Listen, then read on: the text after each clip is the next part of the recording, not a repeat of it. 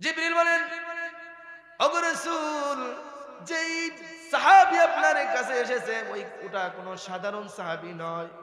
ওই সাহাবী হলো, তার নাম আবু যর।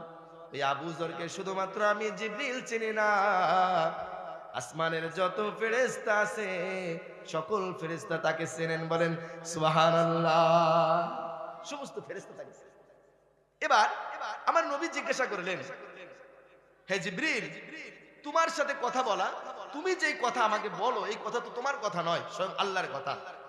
আর আল্লাহর কথা তোমার থেকে শোনা এর থেকে গুরুত্বপূর্ণ আর কিছু হতে পারে?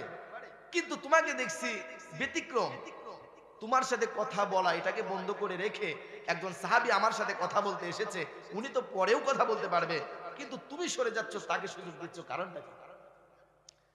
আমার ভাইরা, আল্লাহ রাব্বুল আলামিন সূরাতুল ইখলাস